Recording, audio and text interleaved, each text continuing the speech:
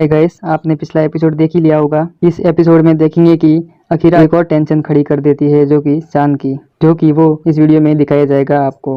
अगर आपने हमारे चैनल को सब्सक्राइब और वीडियो को लाइक नहीं किया तो कर ले, ताकि हर आने वाली वीडियो की नोटिफिकेशन आपको जल्दी ही मिल सके। इसमें बताया जाता है कि वहाँ निवेदिता के घर पर अकीरा आ जाती है, जो काफी खुश लगती है। इसके बाद में निवेदिता कहती है, आ गई क्या तुम यहाँ? अकीरा कहती है, हाँ आ गई। वह उनका हालचाल पूछती है और कहती है, मम्मा और बच्चे भी लंदन में शिफ्ट करा दिए हैं, अब मैं यहाँ पर आ गई हूँ। वह शेखावत की भी बात करती है, लेकिन वह भला बुरा कहती है उनके बारे में। इसके बाद में हम देखते हैं कि निवेदिता भी कहती है, कोई बात नहीं, घर में एक व्यक्ति बुरा हो तो सब थोड़ी हो सकते हैं।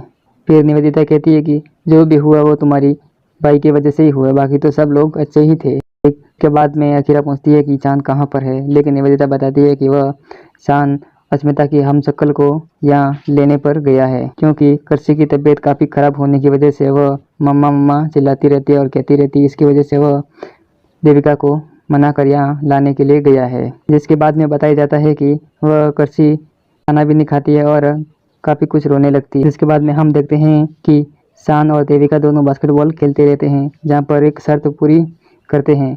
लेकिन शान उसे कहता है कि मैं मेरी बेटी के लिए यह जीत कर साबित करूंगा कि, और तुम्हें शर्त यह माननी पड़ेगी और मेरा काम तुम्हें करना ही होगा। जिसके बाद में वह खेल जीत जाते हैं। इसके बाद में वापस देविका को कहते हैं, चलो मैंने ये गेम जीत लिया है, अब तुम्हें तुम्हारी शर्त को पूरा। इसके बाद में हम देखते हैं कि यहाँ पर एक इंटरेस्टिंग होने वाला है एपिसोड। यहाँ पर क्या होता है कि हीरा कृषि को लेकर शान के कॉलेज में चली जाती है, जहाँ पर वह हीरा कहती है कि मैं तुम्हारे पापा से और तुम्हारी मम्मी से मिलाकर लाऊंगी। लेकिन हम देखते हैं कि अकीरा ऐसे सोचती है कि मैं अगर कृषि को देविका से मिला दूंगी तो कृषि ठीक हो जाएगी और काफ़ी खुश हो जाएगी। यह सोचकर अकीरा कॉलेज में लेकर चली जाती है, जहाँ पर हम देखते हैं कि शान और देविका दोनों वहाँ पर बास्केटबॉल खेलते रहते हैं, जो कि कॉलेज में। शान को ये नहीं पता कि यहाँ अकीरा कृषि को लेकर आ रही है। जिसके बाद में हम देखते हैं अकीरा कृषि को लेकर कॉलेज में प्रवेश कर लेती है और कॉलेज के गार्ड से कहती है कि यहाँ शान मौसमदान कहाँ मिलेंगे, लेकिन वह बता देते हैं वह एक बास्केटबॉल का ग्राउंड है, वहाँ पर मिलेंगे।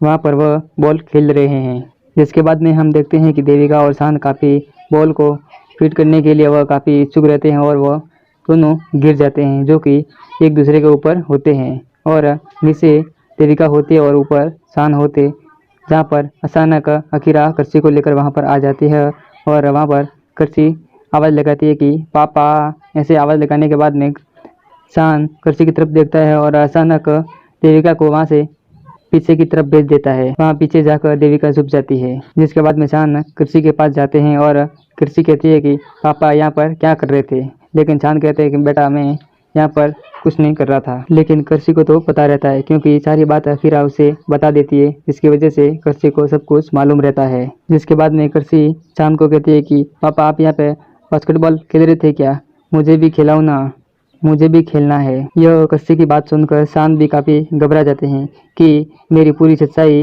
अकीरा ने कृषि को तो नहीं बता दी।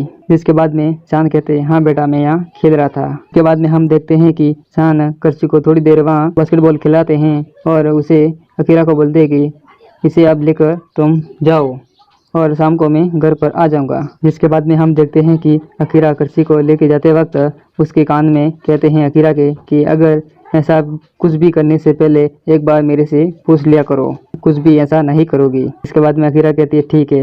वहाँ से कृषि को लेकर अकीरा चली जाती है, लेकिन थोड़ी दूर जाने के बाद में देविका की शक्ल एक गाड़ी के कांच में दिख जाती है, जिसकी वजह से कृषि चिल्लाने लगती है मम्मी मम्मी। वापस वो ग्राउंड में दौड़ जाती है और वहाँ ग्राउंड में दौड़ने की वजह से और ग्राउंड में जाकर मम्मा मम्मा करके चिल्लाती रहती है। वहाँ पर चांद भी आ जाते हैं और चांद कहते हैं कि यहाँ पर कुछ भी नहीं है, लेकिन वह एक पिलर के पास में जाकर खड़ी हो जाती है। वह कहती है कि मैंने अभी मम्मा को यहाँ पर देखा था मैंने। लेकिन हम देखते हैं कि पिलर के पास में देविका खड़ी होती है, वह भी वहाँ से आगे की तरफ वह चली जाती है, जिसकी वजह से कृषि को नहीं मिलती है वह। जिसके बाद में हम देखते हैं कि शान कृषि को समझा कर वहाँ से वापस भेज देते हैं। जिसके बाद हम देखते हैं कि शान वापस कॉलेज में चले जाते हैं, जहाँ पर देविका आमने सामने हो जाते हैं और देविका घर जाने की तैयारी में रहती है, लेकिन शान उसे जाने नहीं देते हैं। शान कहते हैं कि पहले मेरा वादा पूरा करो, और तुम कहाँ जा रही हो? इसके बाद में शान कहते हैं कि अपना वादा पूरा किए बगैर तुम यहाँ से नहीं जा सकती। लेकिन देविका फिर भी जाने की कोशिश करती है, लेकिन शान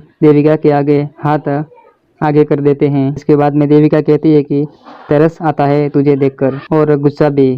फिर देविका कहती है कि कैसा बाप है रे तू, अपनी बच्ची जो तू इतना प्यार करता है, तूने इतना बड़ा सच छुपा कर रखा उसको। इमोशनल का एक ही पहलू का साइड देख रहा है तू, झूठा दिलासा दे रहा है अपनी बच्ची को तू। कभी सोचा है तूने क्या सच्चाई का पता चल गया तो उस पर क्या बीतेगी? नफरत करेगी, सिर्फ नफरत तुझे। और देविका कहती है कि तू नफरत के लायक ही है।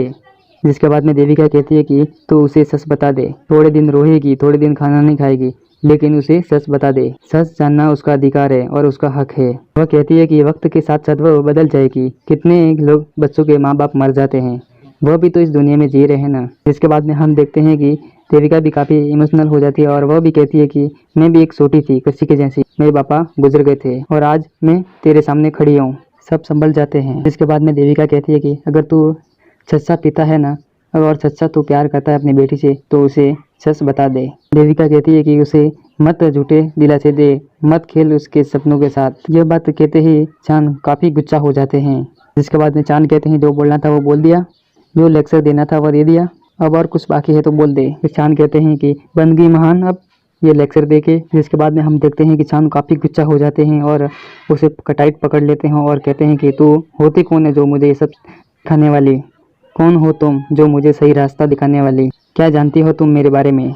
भगवान हो, कोई गुरु हो, कौन हो तुम? जिसके बाद में चांद कहते हैं कि तुम होती कौन हो ये डिसाइड करने वाले कि गलत क्या है और सही क्या है?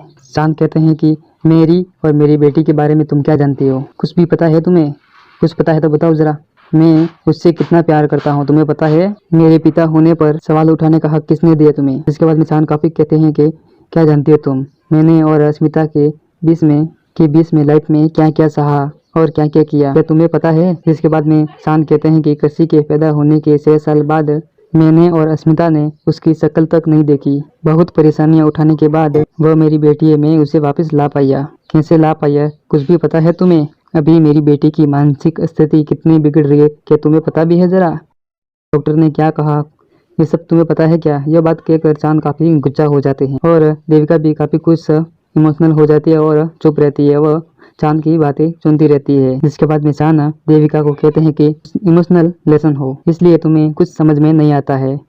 तुमने किसी से प्यार नहीं किया है, तुमने किसी से प्यार किया ही नहीं, कभी कोई सपने देखा ही नहीं तुमने, इसलिए तुम्हें पता नहीं है ये सब। इसके बाद में चांद देविका से कहते हैं कि कृषि का दिल कमजोर है, जब वो पैदा हुई थी तब उसके दिल में एक छेद है। ये बात कहकर चांद बहुत रोने लगते हैं और काफ़ी आंसू आते रहते हैं और इसके बाद में चांद काफ़ी बहुत तनाव में हो जाते हैं, लेकिन फिर भी देविका उनकी बात नहीं मानती है। जिसके बाद में चांद कहते हैं कि एक छोटा सा झटका भी उसे कितना नुकसान पहुंचा सकता है यह तुम्हें नहीं पता। एक झटके में उसका दिल धड़कना बंद हो सकता है, लेकिन यह सब तुम्हें नहीं पता। इन सब बातों पर तुम विश्वास नहीं कर सकती। यह पूरी बात समझाने के बाद भी देविका नहीं समझती है, वह चांद की हालत भी नहीं समझती। जिसके बाद में चांद कहते हैं कि मेरी बेटी की जिंदगी सिर्फ एक वजह से टिकी है कि वह एक न एक दिन उसकी मम्मा वापस आएगी घर पर, और इस बात का मैंने अस्मिता से वादा किया हुआ है और कृषि से भी वादा किया हुआ है, और यह उम्मीद मैं कृषि को पूरी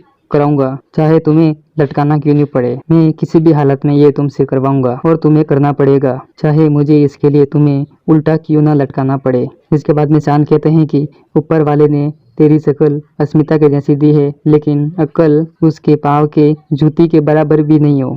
अब तू देखती जा एक बाप अपनी बेटी के लिए क्या क्या करता है और किस हद तक जा सकता है। जिसके बाद में हम देखते हैं कि वहाँ से देविका चली जाती है और चांद काफ़ी रोने लगते हैं और काफ़ी तनाव में आ जाते हैं। वह फिर भी हार मानने को राजी नहीं होते हैं। इसके बाद में बताया जाता है कि देविका उसके घर पर चली जाती है और वह पूरे कमरे में देखती है, लेकिन वह आवाज़ लगाती है माँ माँ, लेकिन उसकी माँ मिलती नहीं है।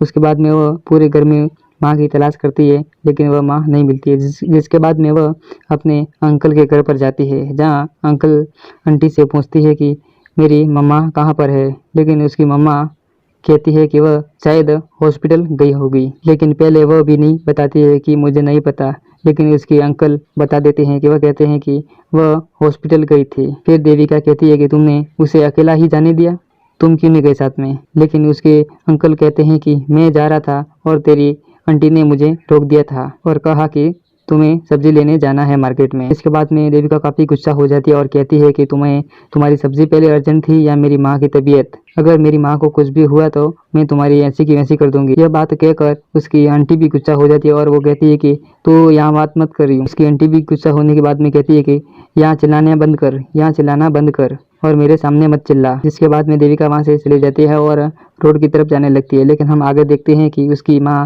रोड के ऊपर चलती रहती है और एक कार वाला आता है, लेकिन वहाँ पर शान उसे बचा लेता है कार से। जिसके बाद में वह बेहोश हो जाती है। जिसकी थोड़ी देर बाद में वहाँ देविका भी आ जाती है और देविका भी चिल्लाने लगती है और जिसके बाद में देविका काफ़ी टैक्सी को हाथ मारती है और गाड़ी वाले को भी हाथ मारती है, लेकिन कोई गाड़ी वाला रोकता ही नहीं है और टैक्सी वाला भी रोकता ही नहीं। जिसके बाद में उसे शान खुद अपनी स्कूटी पे बैठा कर और शान और देविका की मम्मी तीनों वहाँ पर हॉस्पिटल में लेकर चले जाते हैं।